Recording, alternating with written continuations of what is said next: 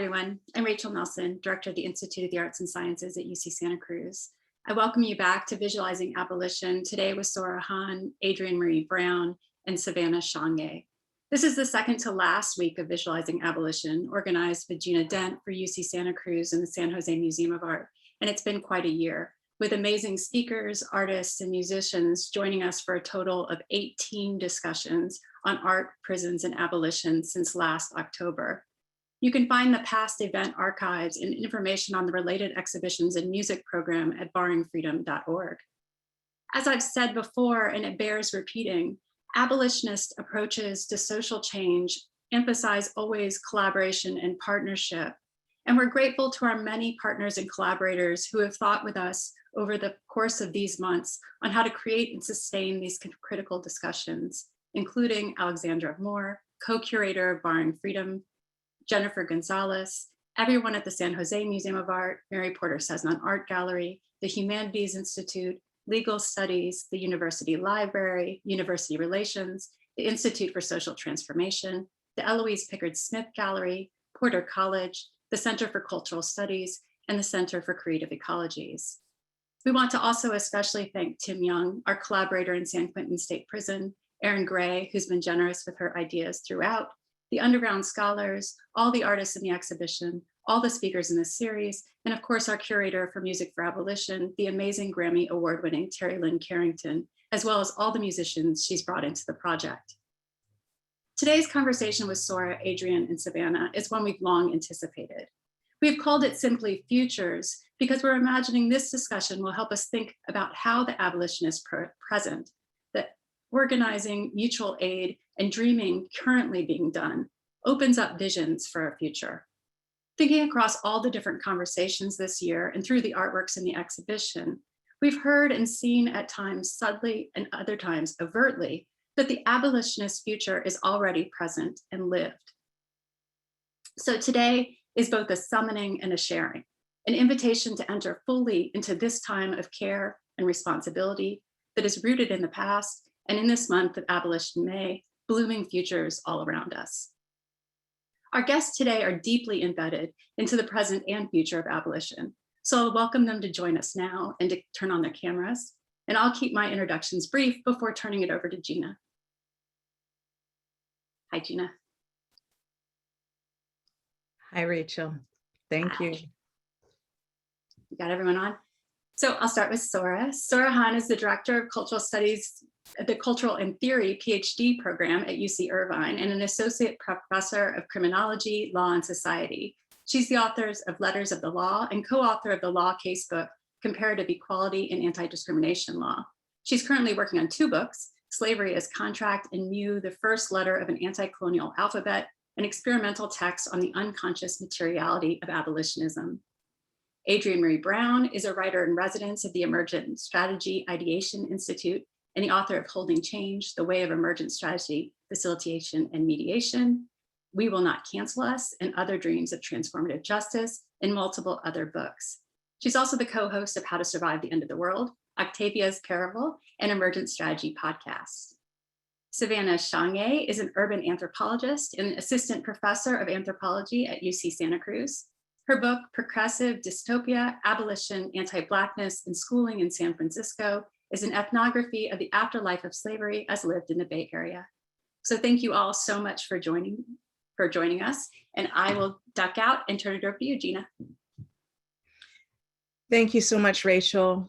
It's wonderful to be here. It's been quite an incredible year in all the ways.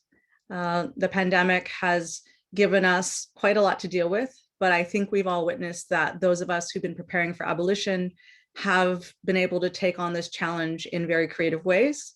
And the 3 people we have here with us today are exemplary of that. So I'm delighted to be here for our final event with speakers, although we have a wonderful event planned for next week with musicians.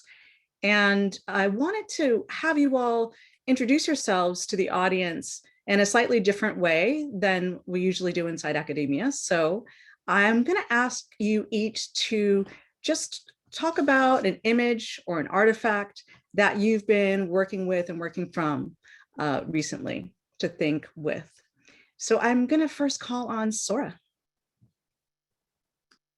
Thank you, Gina. And yeah, thank you so much for inviting me to be a part of this conversation. I have been looking forward to it all year, actually. And I'm going to share my screen and put up an image that I have been thinking about for a while. Let's see, can you see it? Yeah, okay. So this is a screen grab of the audio video recording from a police car. This is from the Sandra Bland arrest tapes and legal evidence from the prosecution of the particular officer and a number of state agents involved in both her arrest and then her jailing.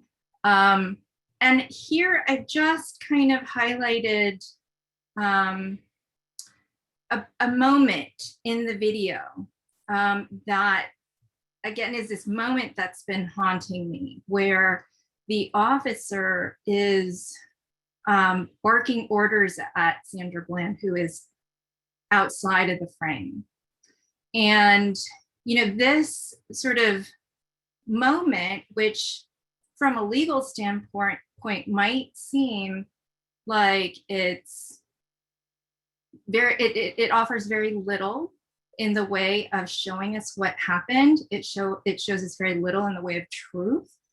Actually offers a very compelling image of what I think the force of law is, and the space then of abolition and imagining abolition in relationship to law. So throughout our discussion, I'm going to refer to this blank half circle here as the space where we can't see anything, and yet we desire and are obligated as abolitionists to think about what that space is, and to push us into a different zone of truth than so much of this evidence that now circulates that presumes to tell us the truth about both what violence is, but also,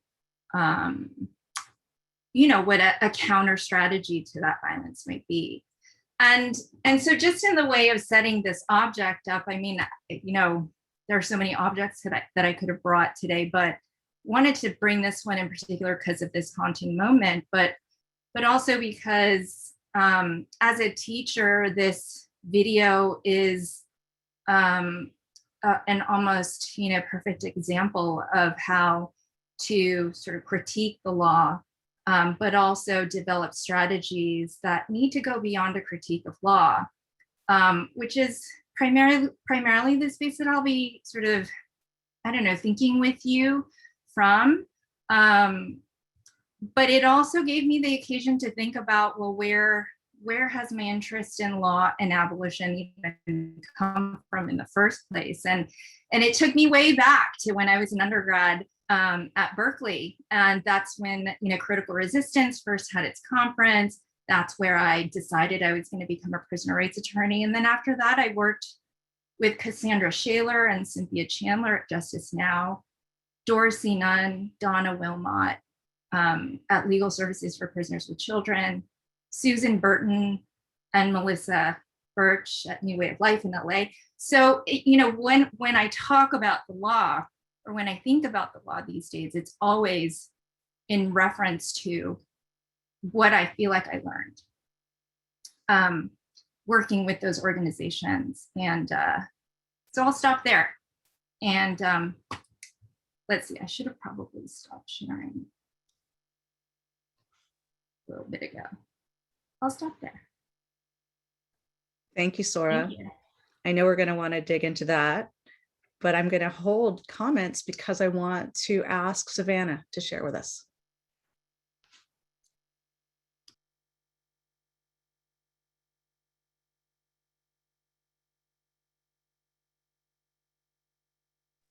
Thank you so much for that, Sora. In particular, I'm thinking about I want to appreciate the citational field you just gave us, and how of all of those with whom you come into this space. And I think that's a practice of speaking horizontal and vertical lineage that is really sacred and necessary. So I just want to, before I offer my image, I just want to appreciate that and see if we can hold that as an intention together, because we need it. And so I'm going to share a few things with you. I'm going to see if I can both share with you and see my screen at the same time. So we'll see if this works.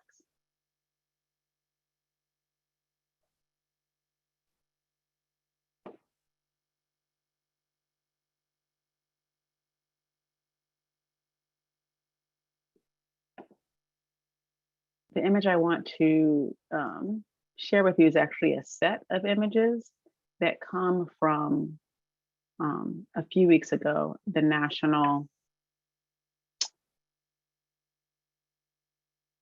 Call to Defend Black Girls.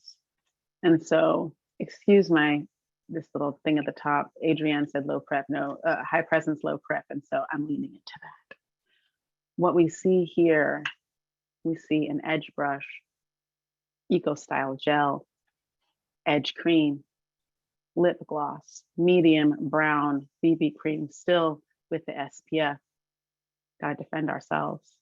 Sweet, sweet middle school perfume, a doll baby. These are all offerings that were brought to the Oakland Defend Black Girls altar, which was convened in honor of Ma'Khia Bryant a few weeks ago. And part of the reason I want to share some images from this altar action is because both the event, but also the reverberations that produced it and emerged from it are what's kind of shaping my arrival today. And so this, some of you may have participated, it was part of a national call put together by Black Women's Future and supported by the Movement for Black Lives, Atlanta, Austin, Baltimore, and yes, directly in front of the police headquarters in Columbus, Ohio, where Ma'Khia lived and died, where her mama, Miss Paula, still lives, where her siblings still live, right?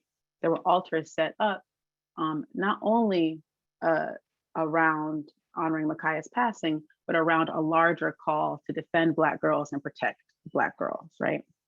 And so these kinds of offerings, aren't particularly new, right? So I was part of the first Defend Black Womanhood National Altar Call in 2016, which is put together in the wake of the murders of Kareem Gaines and Sky Maccabee.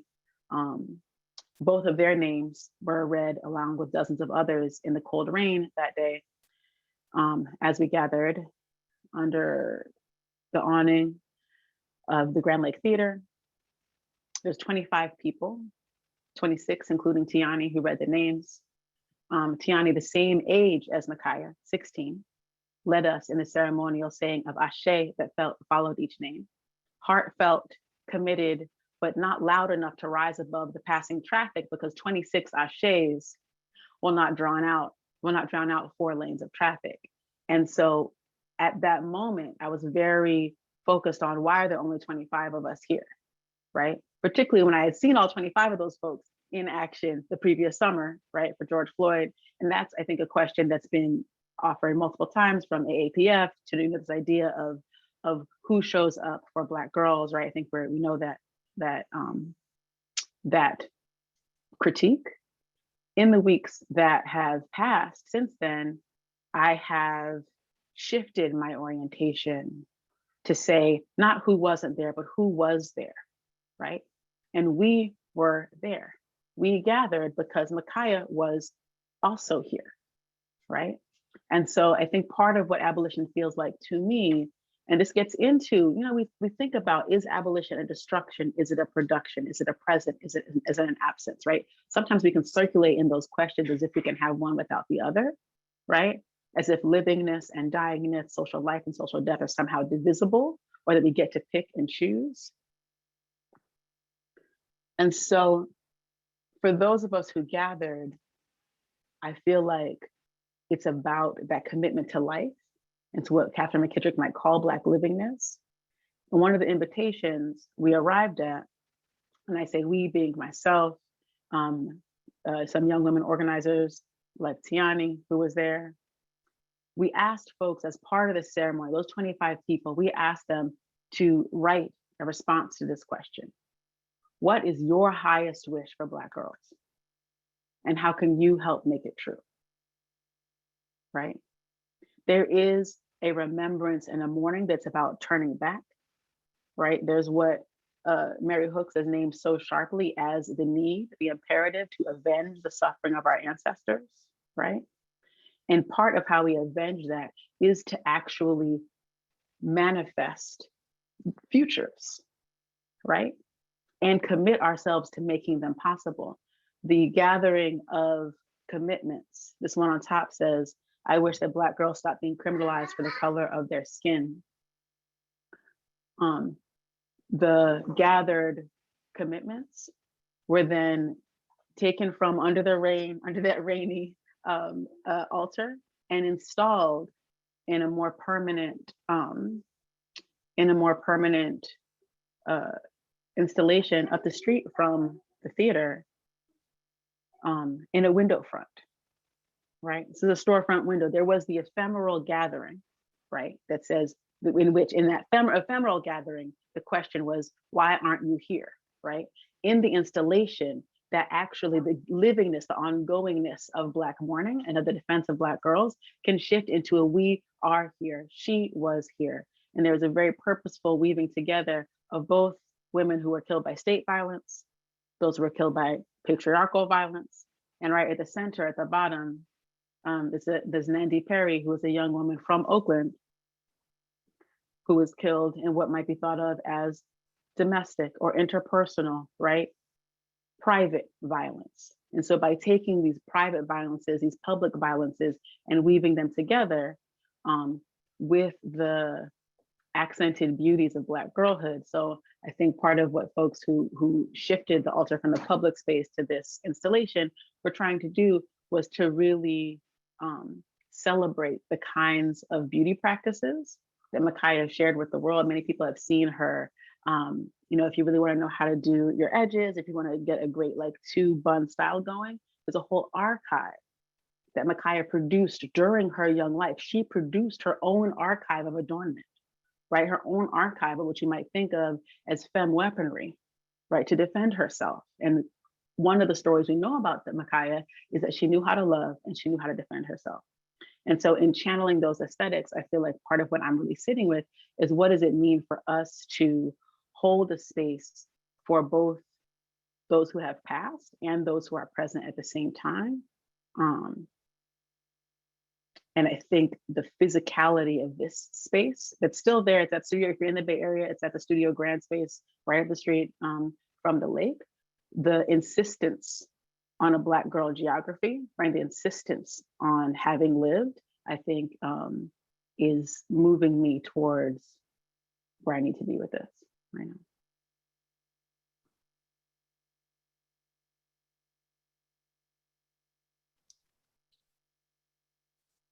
Thank you, Savannah. I couldn't help noticing some of our near and dear ones who passed on, Barbara Christian and June Jordan, in those images. And I know there were many others. Savannah, we welcome you back if you're having trouble with your camera. And in the meantime, I'm going to call on Adrienne.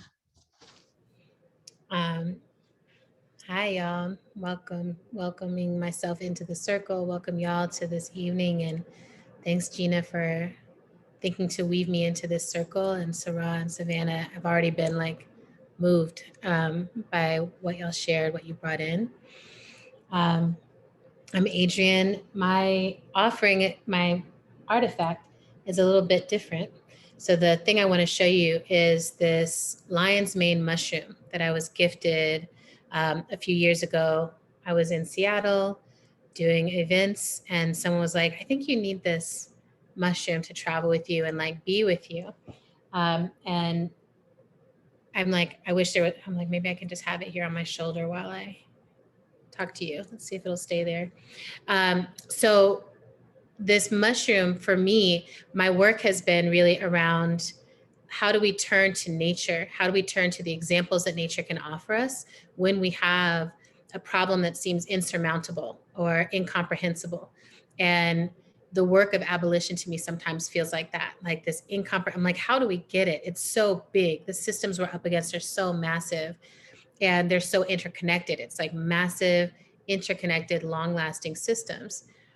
But nature is bigger than any of those systems and longer lasting than any of those systems. And so the resilience that nature can offer us is, oh, there is a way. We may not be able to see it yet, but that doesn't mean it's not being seen and spoken. And I think the easiest way to speak about this is actually to read. So I put out this little book, We Will Not Cancel Us, last year, and I talk about the mushroom and mycelium as the metaphors through which I'm thinking about abolition right now. And I want to just share a couple of things.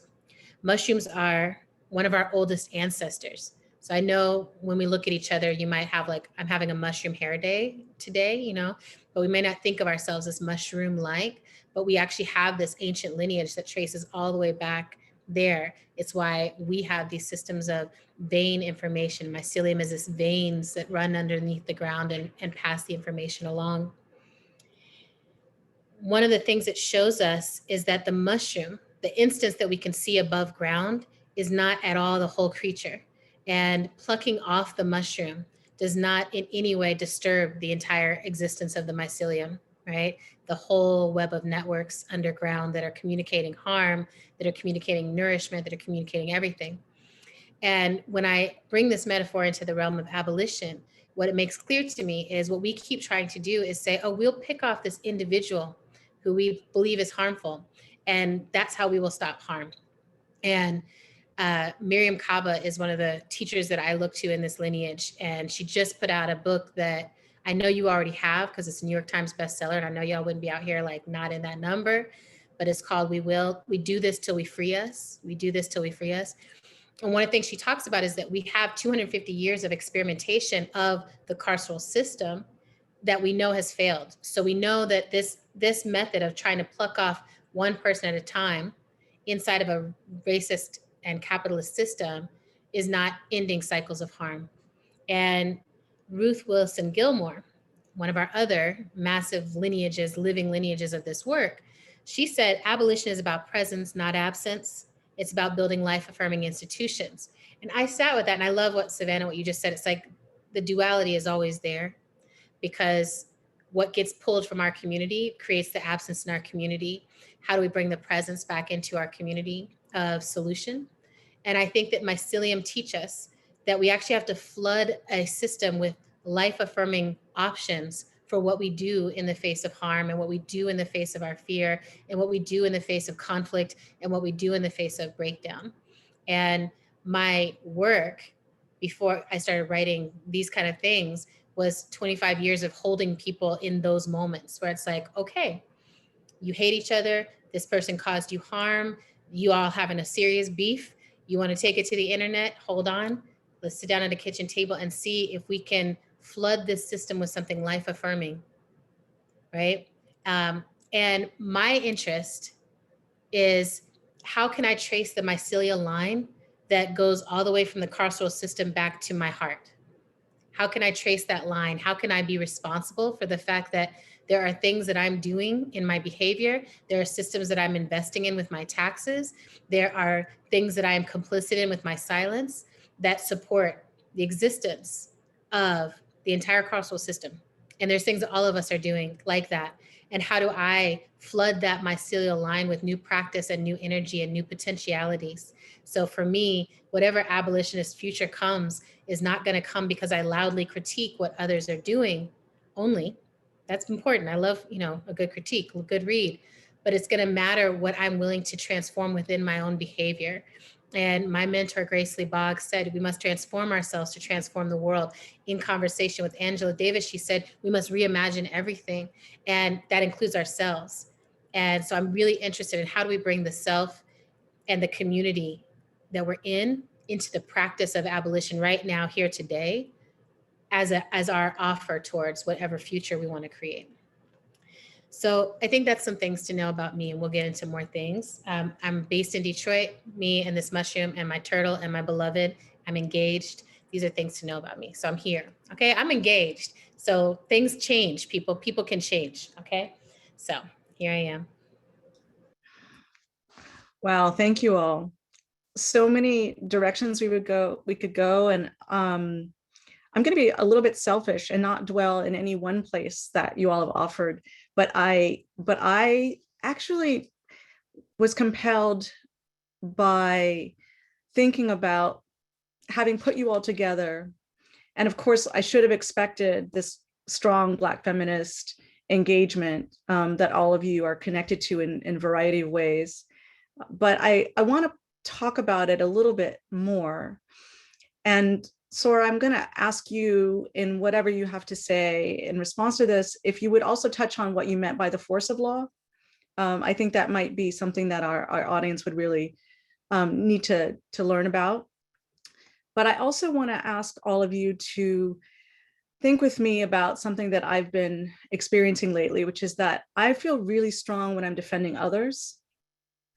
And you were talking about defending ourselves too. And I wonder if we can talk about that and strategies. Maybe we'll sit with that for a minute. The second thing I wanted to put with this is something that Rachel already said that's been important for us from the beginning of the series, which is that we are ending talking about futures, but abolition is not just in the future. The whole way that we are trying to be here with each other and what we're building on is connected to these important histories that we've been trying to draw out and that we all are also.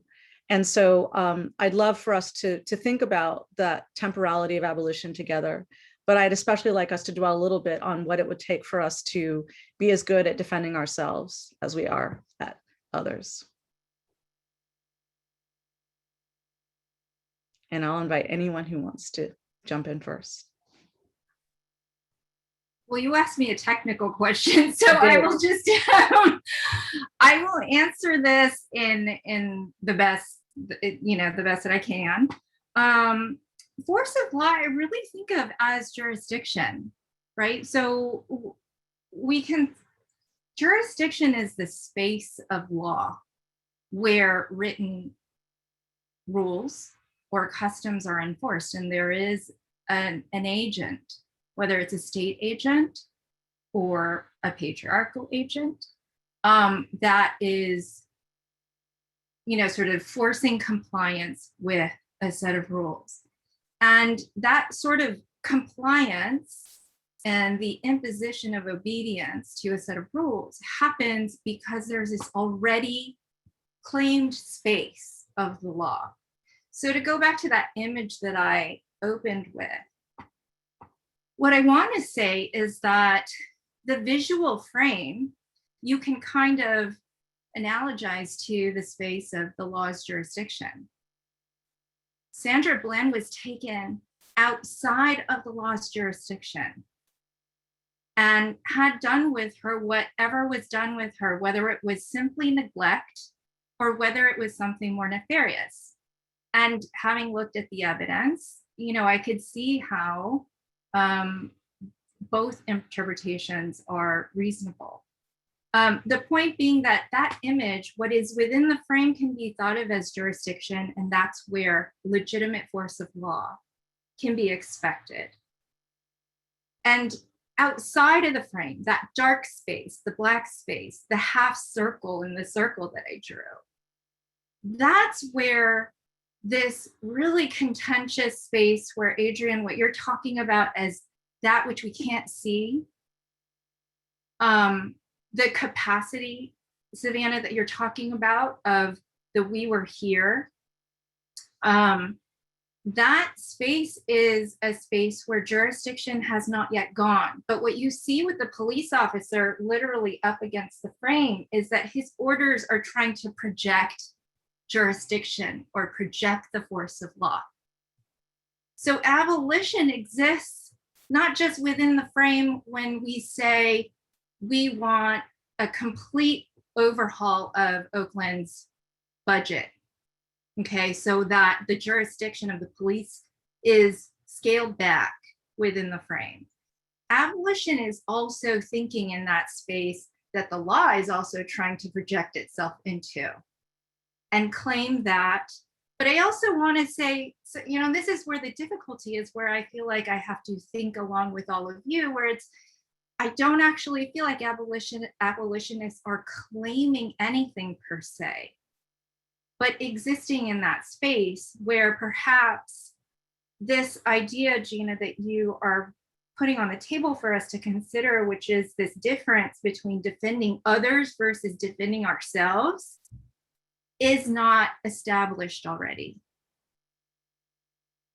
And so that's kind of where I would say in that black half circle there, perhaps the difference between ourselves and others is open. And I think that abolition requires that form of openness. And I want to hear what Adrienne and Savannah, what you all have to say, but I'm just going to stick to that first question you asked, Gina. So I feel like, Adrienne, you're gonna bring us back, and so I'm gonna go out. I'm gonna go out the door. Just I'm gonna let you know, come get me off the back porch. So this is, and I feel like listen, I'm here. I'm so glad that you asked this, because I'm gonna say something that I think I don't hear enough, so I'm gonna practice saying it, right? So, but I'll back up first. I'm so glad you brought up defending ourselves, Gina, because I think that self-defense is the motor of 16 generations of diasporic struggle. I mean, we're talking about the Black Panther Party, Black Panther Party for self-defense. You know what I'm saying? Like, that's the framework. And so I feel like we often can cut off we can cut off or imagine it to be built in, that kind of self-defense. And I'm thinking, you know, we think about like the work that Survived and Punished does, right? Self-defense is also an entry point to captivity, right? It's a justification for disappearing, from Joanne Little to Cecil McDonald, New Jersey 4, Cyntoia Brown, right? And so, I mean, obviously the work on Mercer Alexander. And I think what you said, Sora, in terms of what is open, in terms of self and other, we also have to be clear about what's not open, right? What kinds of class buffers, right? What kinds of access, you know, privileges of, I don't know if privilege is the right frame, what kinds of material differences exist in our lives that we are not actually right now, today, right? Trading our ability to be autonomous and walk in free space for our ability to keep breathing, right? We don't actually have the sensation of having sliced somebody's throat open because they were on top of us, right? Like Cyntoia Brown. You know what I'm saying? So I feel like it's important that we don't allow that to be open and therefore collapsed. And for me, that question of defending others versus defending ourselves is right in that space, right? Because I think that in accounting for the unearned and yet deserved protections of class status, right? Which is that everyone should be able to have water that coming out of their faucet that they don't have to filter 3 times, right? Everybody should be able to have a place to drop their child off where they can be safe, right? I think there can be a redaction of the we. There can be redaction of Blackness and a redaction of Black women are inherently valuable. And you want to add some brackets and some footnotes and some this and that. That's not what they said. Kambia River said Black women are inherently valuable. And within that statement, they also hit on how Black women is not a biological construct, right? They explicitly hit on this is not, you know, some kind of predetermined structure. But I guess for me, so to answer your question, how we defend ourselves and others, I think it's really to lean into and be, if we are still learning how to be accountable for, at least be honest and talk about our class and also our survivor statuses, the different ways in which we may be more we than we realize, right? Like, don't let all these degrees fool you. A lot of people have some experiences of survivorship that get masked in our ways of surviving, right? And I also am wondering, while we're figuring that out, can mutual aid support us in the meantime?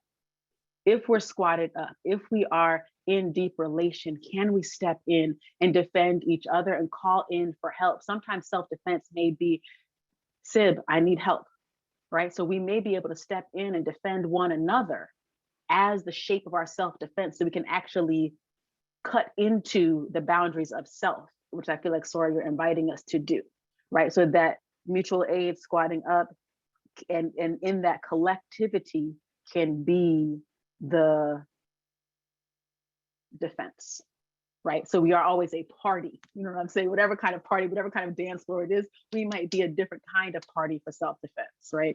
The last piece I want to say, and I think it's really, I just don't want to, Sora, every sentence you say, I feel like we can have a whole heading around. But one of the pieces that you offered was kind of wondering what is the, you didn't put it this way, but kind of like, what is the predicate to the abolitionist imperative, right? What is the piece being, is there jurisdiction being claimed, or is there jurisdiction being eliminated, the nature of jurisdiction? And I feel like part of that work has to do with how we're working together. Can we have different abolitionist futures, right, and still work together? I'm thinking right now about the work of Black Organizing Project. I'm a member of Black Organizing Project here in Oakland. After 10 years, the BOP was able to successfully abolish the Oakland School Police Department. The 39 guns owned by the Oakland School Police Department have been melted down at the foundry, not given away, not reassigned, right? We're talking about done. And there is a form of harm that is no longer ensnaring Black, brown, poor, immigrant, queer, neurodivergent children in Oakland, but they are not necessarily safer just because abolition has been made. So it says practical abolition to me is the removal of forms of harm, but at least the way that I think about it, abolition creates the conditions to build safety. It is not necessarily a presence of safety for me. I know people think about it differently. When I say abolition, I am clearing the ground, and there's so many different ways of thinking sovereignty, decoloniality, Black feminist futures. Is multiple ways of convening what we may conjure on that ground. And so I think that for me is where the jurisdiction or the evacuation of it may be a spell that casts away, right, to invite in what arrives as opposed to predetermining that future. Ooh-wee. Okay. My brain is thrilled. My brain is like, sign up, sign up, sign up. Thank you both. And I don't think you went too far, Savannah. I mean, I think you went exactly where it needed to go. So I'm like, I don't think I'll bring it back. I think I'll just keep it in there. So one of the things, this question on defending ourselves, I always think that this is the way to get more people to understand abolition. Like when we talk about, defund the police and all this stuff, the people are like, oh, but what about the evil people? But then when it's like, the question I think Miriam asked is, how do you want to be held on your worst day? How do you want to be defended and protected and seen and held accountable and given consequences when you're the one who fucked up, when you're the one who caused harm, when you're the one who is, recently I was asking in a piece, like, not when you're concerned, but when you are the concern, how do you want to be held when that happens? And I think if people can think of it that way and answer that question, then all of a sudden it's like, oh, well, abolition, obviously I don't want to be policed. I don't want to be doxxed. I don't want to be death sentenced. I don't want to be behind bars. I want to be given a chance to transform. I know that I'm not an evil person. Like, people all know that inside. And I want to point people towards, since I've been down, this film, it's starting to screen, it's going to festivals. Gilda Shepherd made this beautiful, incredible film about humanity and how humanity wants to be seen in its capacity to transform. So I think this question around defending ourselves is about that fundamentally. I also think, to me, it's a sign of how much healing we still need to do from the devaluation of ourselves in different identities. So devaluation as a woman, devaluation as a Black person, devaluation as immigrant, devaluation, all the different ways we have been devalued. The wound is still open when we think we don't have enough value that we deserve defense. And so I see this happen all around me, where people are like, I'll be polite in the face of harm and attack. I'll be silent after I've been attacked. I don't feel like I have the right to defend myself in violence, in workplace, in assumptions people make about me, whatever it is. And then I think that carries all the way out. So it's like, how do we heal? To me, it's a sign of healing. When I think of abolition, I'm like, so much healing has to happen for us to get to a place where we're like, all of our lives actually do matter in a way that deserves defense and protection in the space to transform. And then I think the question comes up for me is, who do we think of as ourselves when we think about who deserves protection? And I'm always trying to widen my ourselves. Like, how can I expand my ourselves? I got categorized, we get categorized by those who benefit from us being divided from each other so they can attack us and pick us off. But if I can widen the sense of myself, then the way I've been doing that lately is when I feel really scared, like when I see someone being attacked or when I see someone, being pulled over by the police, if I see someone and I'm like, I feel terrified to intervene because I know that if I stand next to that person, the ourselves becomes visible, right? I'm like, I am like this person. I am of that woman who's being attacked. I am there with her. That's when I know I most need to step in. If I ever expect to be of protection, of a protected body, of a self that could be defended, I have to practice building my muscle of defending myself, ourself, the self outside of myself, right? Alexis Pauline Gumbs reminds us all the time, we are not individuals. We are not one body. We are always in this interdependent mass. And so that question too of what is abolition, in that context for me, abolition is how do we create the construct and the practice, right? The practice of, if we're not policing, then what is the engagement we do when harm happens, right? And then what do we practice? For me, I'm like, what do I practice every day? And like at the very intimate level, because, I'm like, am I policing my partner? Am I policing my siblings? Am I policing the children in my life? I try to really bring it in and be like, okay, what would be the opposite of that desire to control? Why do I feel the desire to control? How can I catch it? Again, so that I can start to be building a new practice inside myself, so that when I say defund the police, it's not there's not a blank space on the other side of that for me at all. Right now, there's a space of defund the police, and those resources get redistributed to consequence spaces, mediation spaces, social work spaces, mental health care spaces. Like, there's actually a huge set of options and practices on the other side of that, including self-defense, right? Including like, I have the right to defend myself and not be punished for that, right? I have the right to defend myself, and that might mean consequences for someone who came for me, right? I think, there's that t-shirt, all my ancestors threw hands. I'm just like, I would love to have more conversation about like, what are the consequences? What does self-defense actually look like that doesn't involve the state? And how are we practicing it right now today? Not just for ourselves, but for all of ourselves. Ashe, can I say one thing on what you just said, Adrienne? Well, zero thing is yes. Ashe, oh, and so it is. Absolutely. Zero thing is a new t-shirt. Yeah. But my thing number one was, okay, when harm happens, what do we need to create? I also want to invite us to think about, and this is something that we're thinking about in Oakland schools and the implementation team for the George Floyd resolution to eliminate school police, is what happens before harm. Can we actually be creating the conditions for safety before harm? Because part of what we can unlearn from the Enlightenment, or at least disidentify from, shout out, love you, is the before after, right? The consequence, cause and effect in that kind of sense, right? So there's other mechanics of cause and effect that are circuitous, that extend beyond human life courses, right? That extend beyond species. And so for me, what needs to be built before harm, which is at every moment is before harm, right? Is relation. Because relation is what can sustain us. Thinking of another t-shirt, I have a t-shirt that says "Talk to your neighbor," which comes from the Life is Living Festival here in Oakland, and that's literal. Talk to your neighbor, because the wildfire is coming, the martial law is coming, like it did in Minneapolis, right? But what does it mean to build relation, including relation with the self, so that when that moment comes of attack, that we don't dissociate, right, even from ourselves. Right. Yeah. So in that dance with you is for me, the way I understand resilience. So again, nature is like, we are resilient. Nature is resilient, Earth is resilient, and we are a resilient species. And in that, it means we can recover from harm, but it's not just we can recover like, oh, I got back, it's like I can come fully beyond what I was.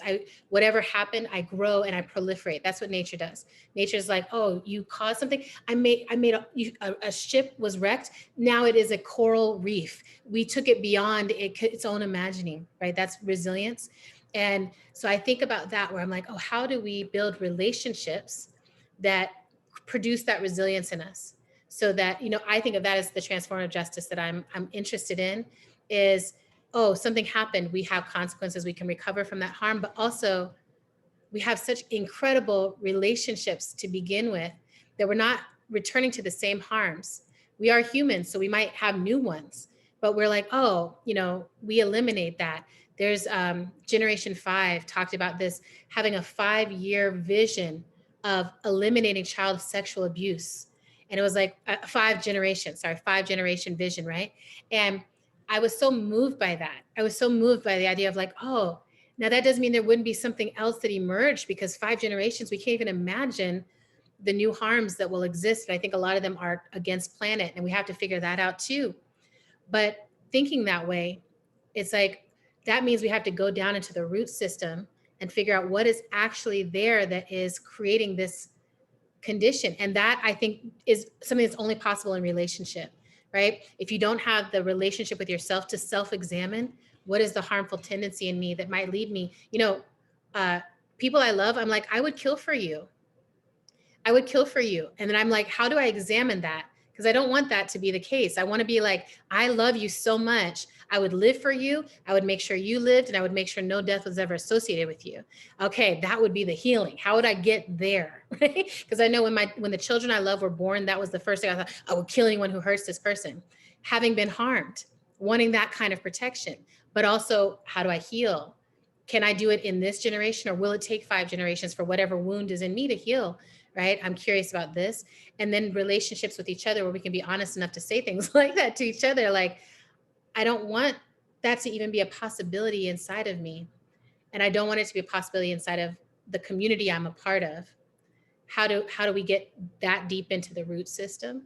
So yeah, I'm huge on I think if we don't have relationships that last over time and that we can keep returning to and practicing into, then the theory falls apart under the pressure of harm. Or like a year like this, where it's like there's so many pressures and also harm is still happening. So it's like, yeah, I'm like, oh, maybe I had a great capacity 3 years ago to do this, but pandemic, I can't fuck with that. I cannot deal with it. No, like I don't have the energy.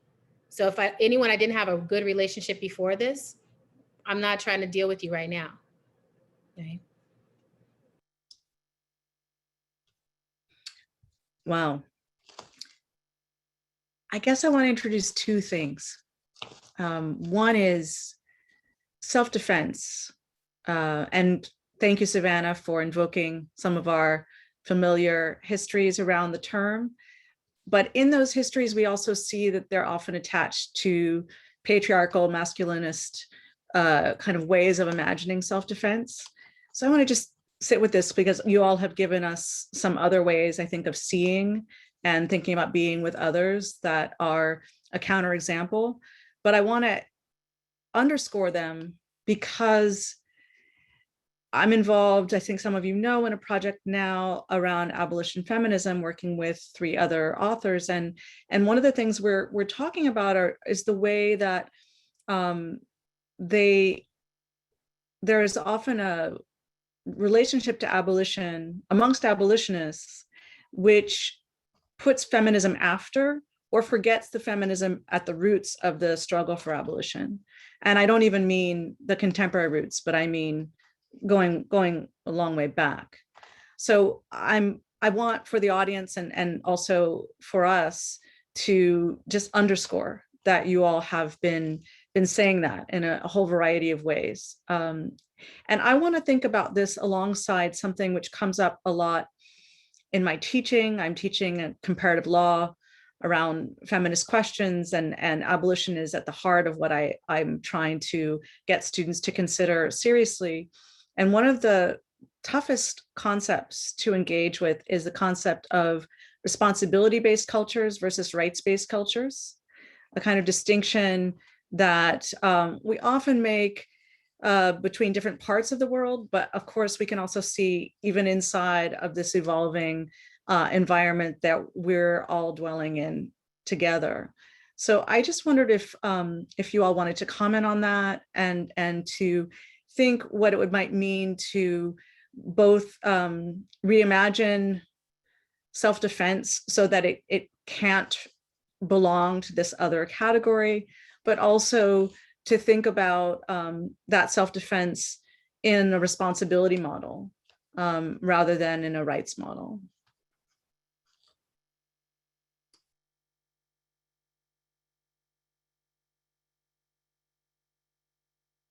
I want to hear from Sora on this. I'm really interested. I'm really interested in the rights responsibility from on a legal piece. I understand how to fight for rights as a legal arena. I don't even know the right thing to call it. Responsibilities feels like so much harder for me to imagine. Like, how do we formalize that? How do we create a jurisdiction around that? Well, first of all, the discussion, Adrienne and Savannah, that you just had, I just want to say yes to it all too. I wish that I had this ready to share on my screen with you all, but there is this pretty amazing, what seems like an ordinary legal document, but an amazing document that Sandra Bland's mother, who is the one who brings the claim on behalf of Sandra Bland's death, in which she and her attorneys are naming, pages of state agents. Okay, and so, but the patterning of the naming of the state agents and who she's bringing a claim against is both, interestingly for our discussion, one based on rights, and one based on responsibility. The first one based on rights is what many of us are aware of now, with the Senate sort of debating, the issue of immunity for police officers, right, being sort of sanctioned by civil rights suits, acting under color of law in the performance of their duties. That's a rights-based one that all of us can invoke under the US Constitution, right? The other claim that you find in her suit for her daughter is a negligence claim. And this goes back into a very, a sort of wider, more expansive history of American law. I raise this as an entry point from a very formalistic law perspective into this arena, Gina, that you are asking us to consider about responsibility. And again, I just want to put on the table that the only way to answer that question, not from a legal perspective, it's not interesting, but from the perspective that you all are putting on the table, which is responsibility to who and to what, right? The importance, Adrienne, of bringing the mushroom, the importance of thinking about climate change today, preparing today, thinking about what is the feminist element of abolition today, right? And thinking about its practice. I thought about, well, how do we explain how abolition is not simply a negation? This is what oftentimes strikes fear in the heart of people. It is there are certain things, whereas Savannah, getting rid of those guns in the schools, the security in the schools, that is a negation that should not be filled with any other form of law enforcement, right? But I also thought of how the feminist practice that informs abolitionism today for me has to do with the actual positive action of exercising what I would call extra legal freedom. And those extra legal freedoms are freedoms that only in this beautiful ethnography, Savannah, that you presented, that these are the things that exist merely by the practice of them. And it's in those practices that the relations and the question of who are we responsible to, and how does being responsible to people, things, and the places in which we live, how do those change? What I think even the terms are of how we would conceptualize the after. And so that's I know I'm the legal person, so that's my legal way of answering the question, Adrienne, but it really loops back to what you have been talking about. And it's strange to respond by referring to Sandra Bland's mother, but it is there in her formal complaint. It doesn't seem strange to me. It gives me a feeling of hopefulness, that it's like there's so many ways that the future creeps through, it creeps through. Like when we start to talk about stuff, sometimes it can feel like there's no solidarity or there's no alignment. And then you see, like, if you change the lens, there's so much alignment. There's so many places where we're trying to do the same things in different fields, in different worlds, in different realms. And that just makes me feel like, I'm like, yes, like all of the indigenous leadership that I follow is talking about the responsibility model as it relates to how we are in relationship to this planet. And that how do we change our relationship to it? And I think, to me, it's all connected. It's really all connected. Like the way we treat our home, the way we treat this planet is very much like this compartmentalization that can happen, as if there's separation, and as if you can put something here and there and build a wall and build a border, build a bars, and then it's like separated, and not understanding we're always flowing through. You cannot create a barrier that can truly hold life apart from life. Like it can't happen.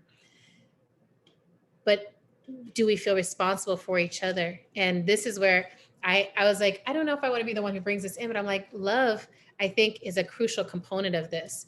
I think that the level, or how far, I think everyone can love to different levels, but I think that how far you can love is actually how far you can be responsible, truly responsible. And so if you are like, oh, my love can expand, I can hold the whole planet, I just love it all, right? Me, I'm a love goddess, right? I'm like, love it all. Cool. Then I can actually hold the scale of responsibility of like, I think that this planet is my responsibility. I think all the humans on it and what they're up to and how they relate to each other, it's in the bucket of love, or it's in the field that I have generated from my heart and others' hearts.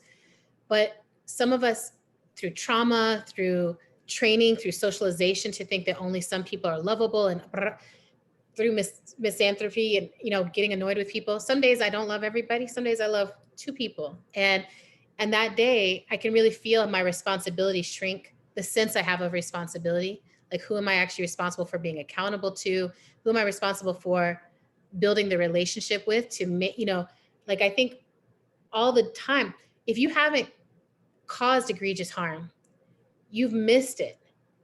It's not because it's not in you, right? You've managed to see it coming, see that car coming your way, and whoo, anyone who tells me they've never felt a murderous rage, I'm like, are you alive?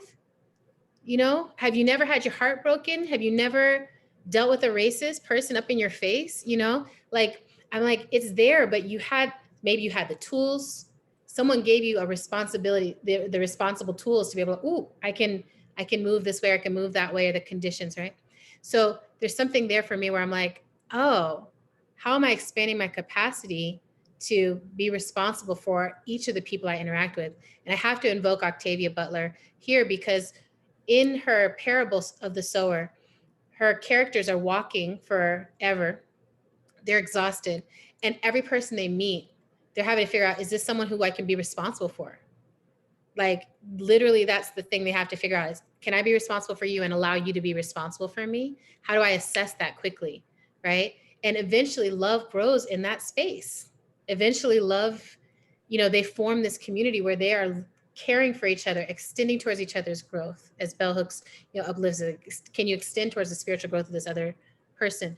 And I think about this all the time, that I'm like, when I meet people, am I assessing them for the harm they might cause me, the differences that they have from me, the violence that their lineage has caused to my lineage? Or am I assessing them for, is love possible here? Could I be responsible for them? Could I allow them to be responsible for me? And what would change if I moved that way? Now I move that way freely with Black people. And I was like, I'm going to focus here. Even if a Black person has committed multiple crimes, I'm going to really open my heart to, like, how could you not, given the conditions of what you have survived to be here? That's what's built up in us. That's the, that's the thing that got pulled back and it's ready to go, is all that harm that was done to us is in there trying to find its way out. So how can I be with that Black person and be loving for whatever healing needs to happen there? And how do I keep expanding that? Anyway, I'm going on and on, but oh yay. Someone I'm a huge fan of is now on the screen. So, hey. I don't know if you could hear it. Want to say it again, honey? Hi, Miss Adria. So I don't understand. So I have the rights, responsibilities, culture. It's a new frame for me. But of course, I got an anthropologist. I got to be anthropology on here. I'm really interested in the culture part of it. Mm-hmm. So the rights-based, responsibility-based, because to me, rights and responsibility are political frameworks. And so I'm wondering, does our politics adhere in culture, right? Is that like where the growth, everybody's planting their gardens? Is that the material? Is that the loamy soil? Like, is that the source of where that happens? I think many of us tactically engage, like you're talking about with Sandra Bland's mom, tactically engage rights and responsibility frameworks depending on the kind of harm that we're facing, right? And I'm wondering, there's another R word that's popping up for me is relation, which goes back to thinking about in terms of how we protect ourselves. Rights from a side, responsibility to, like, rights from above, responsibility like to something outside of, right? I'm wondering how relation helps us ethically navigate those, particularly from a feminist perspective, because there's lots of ways in which responsibility is it's the Trojan horse of patriarchy, right? So many of the things that we are responsible for, in fact, responsibility itself lands on bodies marked girl in ways that are so heavy, right? That can anchor down generations of dreams.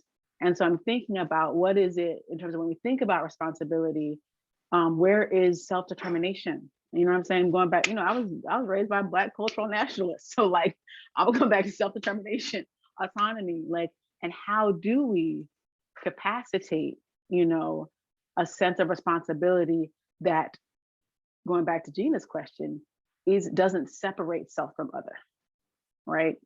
And one that doesn't look askance at any tool, weapon, ingredient, right? So when in 1951, when Black Americans go to the UN and say we charge genocide using a rights-based framework, it's not because they were like, flaming liberals who were just so excited about like the multinational nation state apparatus, right?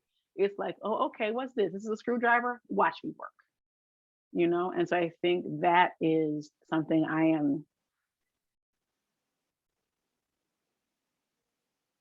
I'm sitting with. Yeah, that's something that I'm sitting with. And I guess the last thing I'm gonna say about, I think the care for the earth is real. And I also, it's floating around the edges of our conversation right now, the sacred, the theological, the ecumenical, right? Like, what's a religious, like, is abolition a theological orientation? Is it a faith-based practice? How do we understand that which we cannot see, won't see, to orient towards the fifth generation, what our grandchildren's grandchildren, what is the world? that we are helping create for them? What is the world that will be possible for our grandchildren's grandchildren, right? Our great nieces, our great nibblings, right? Because of the work we do. That is, listen, it's not secular, whatever it is, it's not a secular practice. And so given that, I also want to say that some of the ways we orient towards responsibility are inherently pedagogical, right? Because actually, I don't think we have to treat the earth any type of way at all, at all. We complete, the humanity as we know it could go down in nuclear flames. You know who's going to be just fine? The earth. You think the earth is worried about us? And the earth, so I really think that we need to do a little bit of, not to say not to do that work, but to orient towards caring for the earth as a practice of building care, as a way of being, right? As a practice of how to arrive. Not actually because you have the hubris to think you're going to save the earth and not save it, maybe the earth saving you, you know? And I don't think that that's what our Indigenous community members are telling us. You know what I'm saying? So if you look at Indigenous Environmental Network, they're not saying that, they're not coming from a place of hubris, right? But I think when you can map on the liberal neoliberal frame onto 5, 7 generations, we can sometimes come away with we got an environmental savior complex, which was not the invitation. Yeah, I think I'm like, ooh, this is so exciting to me, because this concept of sovereignty to me only works if it's yoked with responsibility, with the sense of like, I am sovereign in relationship to a bunch of people and places that I'm responsible for.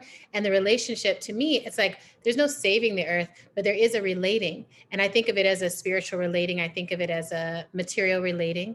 That's like how we are interacting with this. It's all about, to me, mindfulness. You know, I think of it as there's a mindfulness to how we be, and how we be with the earth is a great way to understand how we're going to be with each other. If we think that we can throw away whatever the earth offers us as her wealth, we will throw away the humans that are offered as the wealth. We will throw away the gifts that we are to each other, could be to each other. We will throw away the lessons from the harm that we cause each other. We will throw it all away because everything is disposable. And I do believe, most of the time I'm like, binaries are no good. But there is one binary that I'm like, if you think it's either people are disposable or they're not. For me, I really think it's like, it's either you're in that realm where it's like people are disposable on a disposable earth, resources are disposable, whatever, or they're precious. Like, it's like, there's something precious, there's something here, Now, that doesn't mean I have to love it, right? My tortoise, I'm teaching them to poop in a diaper. The diaper is not precious to me. Once they have pooped in it, I'm not like, right? I want to figure out a way to get rid of it. But I want to figure out how to do a compostable situation so that what I'm getting rid of is not going to last forever somewhere causing harm, because it's precious. The earth, the place, the whole system is precious. And so I keep thinking about that for humans, where I'm like, I don't want to protect the part of you that causes harm. Right? That's not what I want to hold and protect and build a barrier around. I don't want to protect the parts of myself that cause harm. I want to be accountable. I want to be in consequence, but I don't want to be disposable. And I feel that right now the culture is, we are living in a disposability culture, right? And people call it all kinds of different things, but I'm like, we're living in a culture where it's like, we throw away food, we throw away this, we throw away medicine, we throw away vaccines. Right now it's like, how appalling it is that we are looking at India needing these vaccines and we're throwing them away here because not enough people showed up in the day. And I'm like, we can't figure this out. Brilliant systems thinkers, we can't figure this out. So, but disposability is just so, we take it for granted. And I really think there's something, to me, the responsibility is a mindfulness practice. I'm like, I'm reading Thich Nhat Hanh's How to Eat, and it's just like this, how do I be present with the whole system? If you can be present with like what went into a meal, then you can look at a human and be like, what went into the life? What goes into making a life? And isn't that precious enough to fight for that right, that responsibility? Anyway, so I do, and the mushrooms, like I'm just like, this one thing I want to share about mushrooms in this is that mushrooms detoxify everything they touch, right? They suck the toxin out and they process it completely until there's no toxin left. And I think that humans also have that capacity. If we have that ancestrally, then it's still in their DNA somewhere. And I wonder about that too, is like, what is our responsibility for ourselves to be detoxifying from colonial legacies, detoxifying from capitalist legacies, detoxifying from patriarchal legacies as they're showing up as harmful behavior in our lives? I think that's what I think of as my responsibility in my lifetime, is I'm like, I've got to move this stuff as far out of me as I can, right? And everyone else does too. Thank you so much. I'm looking at the time and I'm realizing I want to call back Rachel, because I want us to have a little bit of time to talk together with Rachel. So Rachel, please join us. Hi. Whoops, you're muted. Hi, I'm always just right here. It's the funniest thing. So this conversation's amazing. And I do want to invite everybody who's watching, if you want to put questions in, I'll work them in. But I think that if you don't mind that I just kind of jump in, because I mean, there's so many different things. And I think that Savannah, at some point you said the word predicate, what are the predicates to abolition? And one of the things that, so I've been sitting here like putting the things into my container, the predicates that are named, everything from those 39 guns that are melted down. I have to say too, I keep tearing up while I'm listening to y'all talk, because there just seems to be this, like, the basket gets really full and the, so you have to excuse me. I did warn you that I've been crying for days, but what is the kind of predicates that we can do? What are the predicates also for self-defense, Gina? Because I was like, one of the things that self-defense can become is the kind of protecting ourselves in order so we can keep doing harm, right? So how do we keep thinking about like all these things within as the predicate for abolition? How can we center that so that when we are doing this, I think another predicate, Adrienne, that you said, right, is the looking at the self. And then Sora, I love that maybe the after also exists in Sandra Bland's mother's complaint, right? Maybe it holds this. Maybe it is a predicate, right? So I just was thinking, there's just so much more to talk about, but what else do we want to put into the basket of predicates at this moment? I just have to say, I had to go look up predicate, and it is to state or assert something as part of an argument or a proposition. This is how I navigate with y'all academics, because I'm like, I'm smart, but I don't always understand the language. But something I want to throw in as a predicate is the self-examination, right? Like if we're talking about self-determination and self-protection, I do think that we need to be in a common practice of self-examination. And I think those of us who are in positions of leadership or being able to mentor other people or anything like that, it should be one of the central things that we are inviting people into. Whatever you are, if you're a student, if you're a young organizer, you're just entering movement, self-examination. Be okay with turning to look at yourself as a source of what's happening in the world, and understand that a piece of the future lives only in you and no one else. And all these systems are blocking it from getting out. And so self-examination is how you start to clear the way.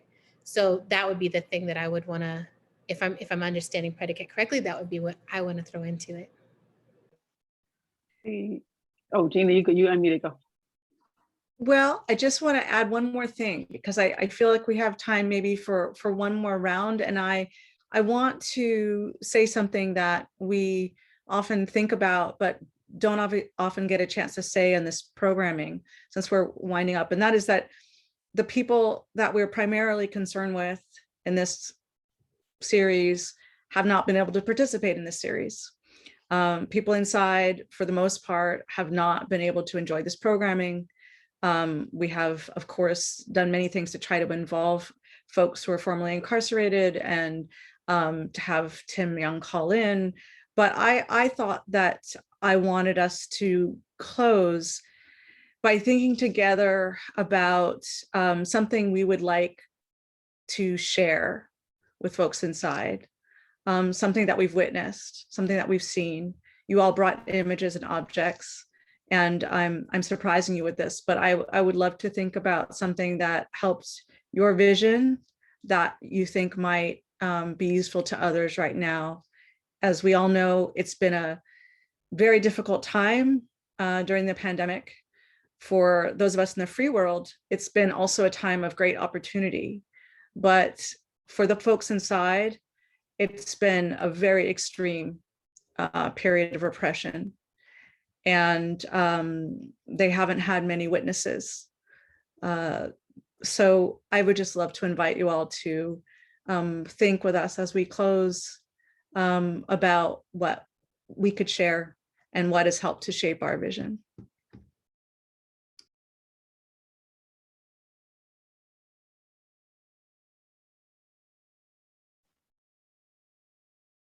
Okay, so you might have to come back around to me on that one. But I guess one thing I want to say in relation, this is a little bit underbaked, but I like my cookies underbaked.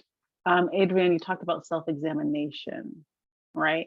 And I think to me that goes back to, you also said this thing earlier about, if you've never committed egregious harm, then, it's only because you've avoided it. And I feel like none of us can say we haven't committed egregious harm. And if you're sure that you haven't, I'm already suspicious of you, right? I'm already suspicious of you. So for me, it's part of that self-examination. When somebody asks, are you a rapist? The answer is not no. Here is my evidentiary line. Here is my jurisdiction is, I hope not, right? I don't know, is leaving space within yourself, right? To account for harms unknown. And this is specifically around patriarchal violence and the work that patriarchal violence does on all of us, right? And through us.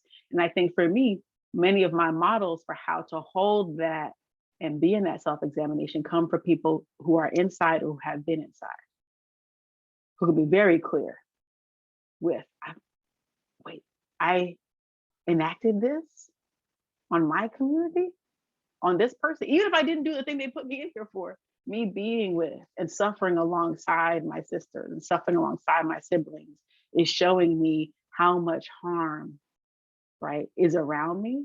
And so that having been said, like I'm a real materialist, right? And so I don't think you can't eat an idea, you know what I mean? And so I feel like what I can offer to family inside, I'll steady send you a book, even if these people try to shut it out, we'll send it again. If we have to go on Jeff Bezos' devil Amazon, we're gonna get you what I'm saying? You send books, you put money on commissary. But I feel like Joy James is really helpful in this instance. If you're not actually putting a hole in the prison wall, shut the fuck up about what you're doing. Because, not to say that here, I'm just, restating Joy James here, but just that we don't lose material need of not, you know what I'm saying? And so I feel like that's what so in addition to those things, I can only offer gratitude for that surviving and that survivance.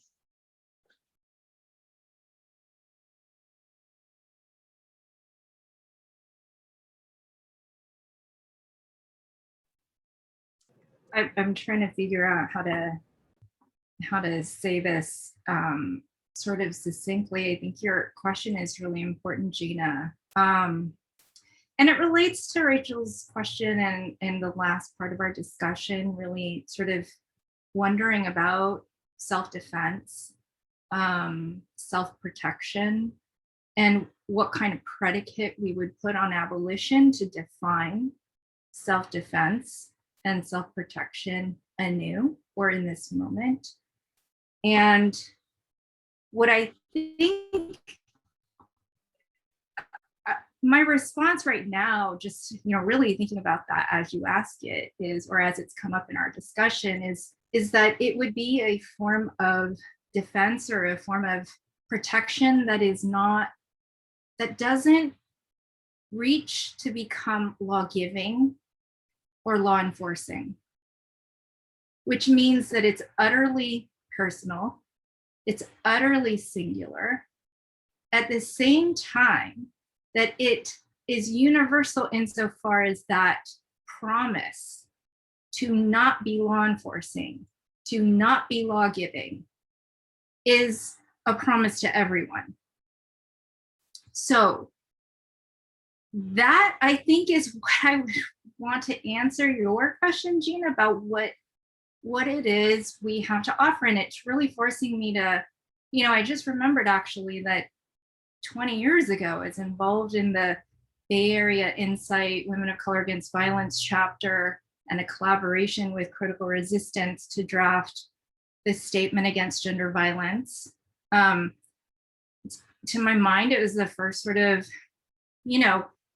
articulation within this contemporary abolitionist moment to say, we don't, even if we might not know how, we know as a matter of principle and almost on a kind of, sacred level that Savannah was sort of raising earlier, that this is a non-negotiable. And this is what Beth Ritchie said in the panel on abolition feminism. There are certain non-negotiables. And I think one of the non-negotiables, or another way of stating one of these non-negotiables, is that we promise not to be law enforcing. So what the challenge is relationality with a promise not to be law enforcing. And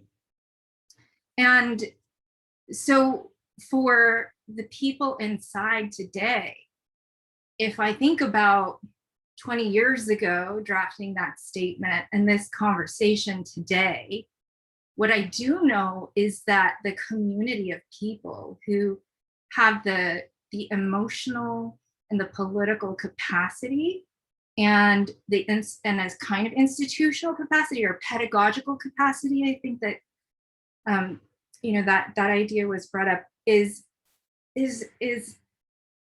has grown in a wild way, in a way that was unimaginable.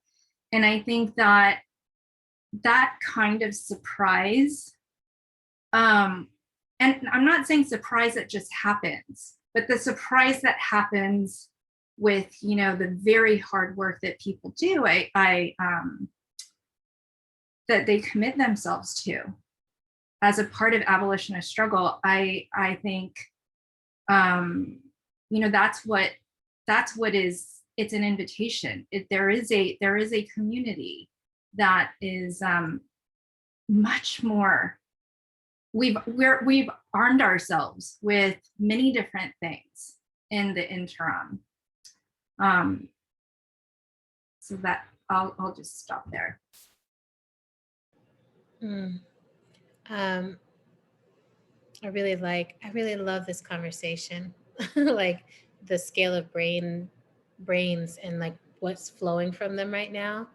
The thing that I want to flow into this is I want to offer those who are inside a witness that we see you and we see the leadership and the innovation of the organizing that you are doing back there, in there, behind there. And I want to uplift two leaders who, this year has been one of this containment. And I keep, in the gooey cookie realm of ideas, I can't quite figure how to talk about this yet, because there's something about containment, the pressure of containment, that really produces a new kind of attention and a new kind of ideas. And we need to figure out something that is not prison, but it also gives us the practice of containment for those ideas, of willful containment, like how do we give people space to opt in, to space to think, to space to reflect, to space to heal, because what comes out of that is so incredibly brilliant. So I want to uplift two people. Rydell Dotson is someone who is living behind bars, incarcerated leader. I think he's in Colorado, and he has created this program where he harnesses. So it's like, instead of people being like, I'm so ashamed of everything I've done, I need to start fresh. His whole idea is like, how do I harness what I knew how to do and how I survived, and bring that into the application of what I can do beyond this place and inside this place.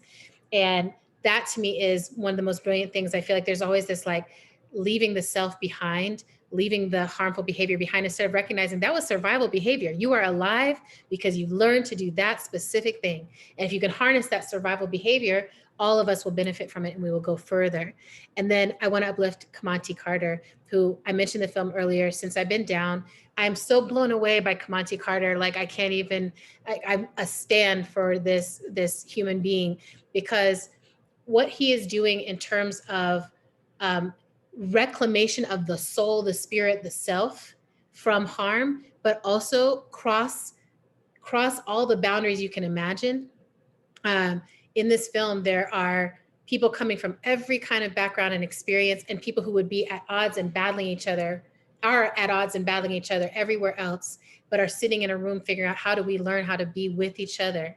How do we learn how to see and respect and honor the lineage of whatever life experience brought us exactly here? And from that place, make history.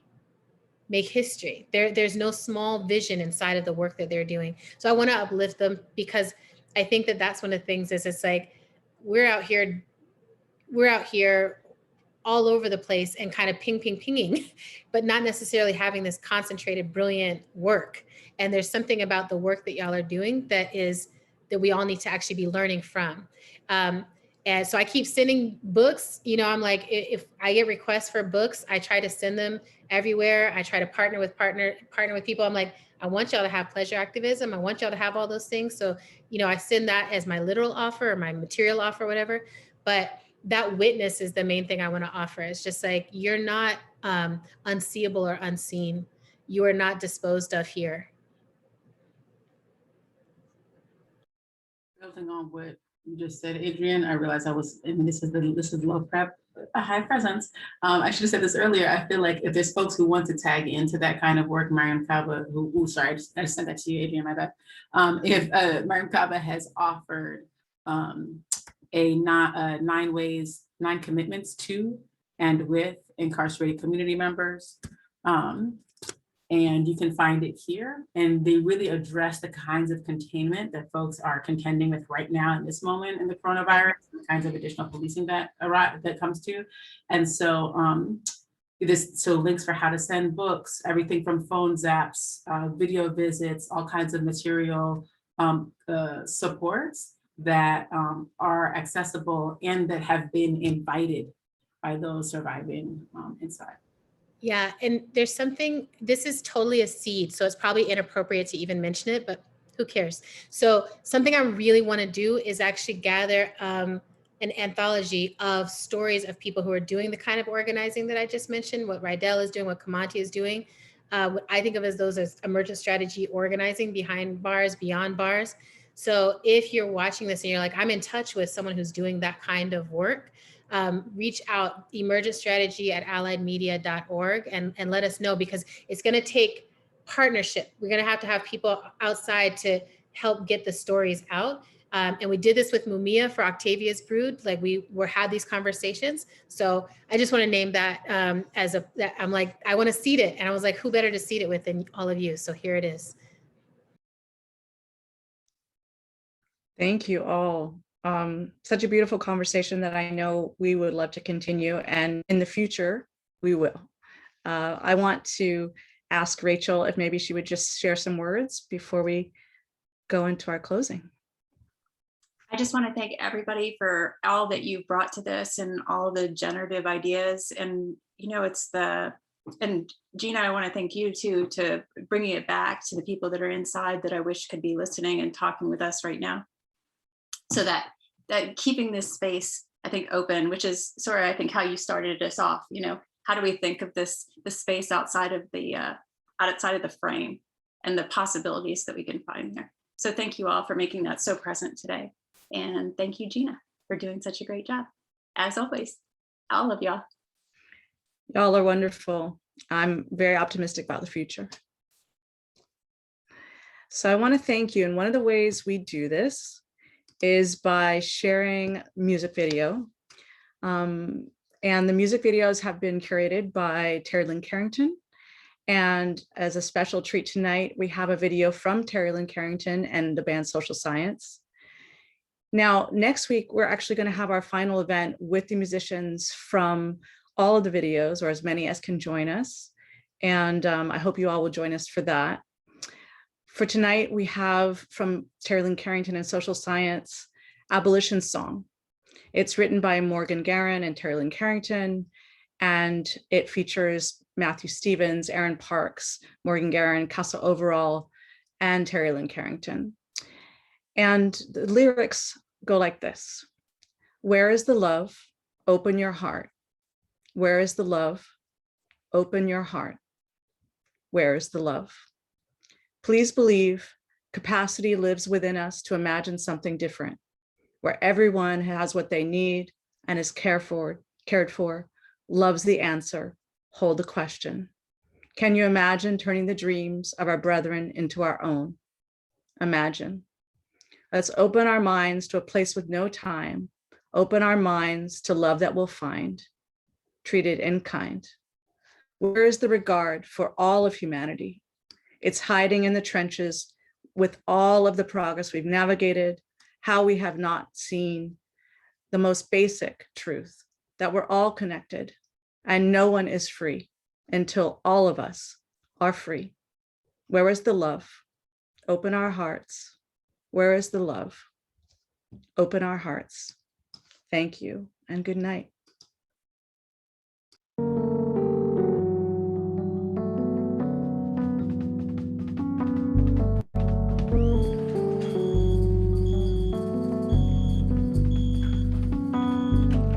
Where is the love? Where is the love? Open your heart. Love like this. Where is the love? Where is the love? Open your heart.